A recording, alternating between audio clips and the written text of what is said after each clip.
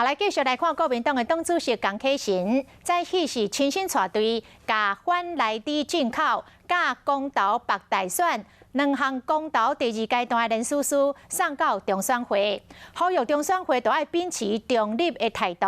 公平透明来处理，国民党嘛来批评着民进党双重标准，讲这两项的公投，拢是民进党在野时阵的新主牌，如今拢互蔡总统破坏了咯。 反来主顾时恩，莫联署书发口号，国民党推动反内地公投甲公投白大选两项公投案，带头立委林为洲甲党主席江启臣带队将第二阶段联署书送到中选会。反来主公投528800张，还我公投绑大选的是522050张。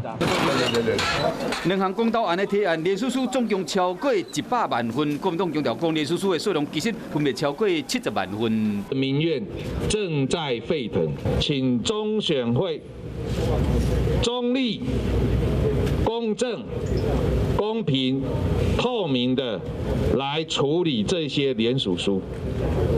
不要带有任何政治上面的偏颇想法。那也嘛批评讲，民进党执政了后，就袂记当年在野时阵的诉求。蔡英文这个民进党的叛徒，竟然直接把这个公投神主牌砸烂，食安的神主牌就踩在蔡英文的脚底下。台湾价值在你民进党过去追求过程当中， 已经被这个蔡英文破坏殆尽，用行政命令直接来猪进口，我们公投通过行政命令马上失效。国民党阁表示讲，未来将继续行入基站，为两项公投甲民众宣传。立法院的党团嘛举办公听会甲座谈会，要伫8月28投票前，替这个公投议题报问。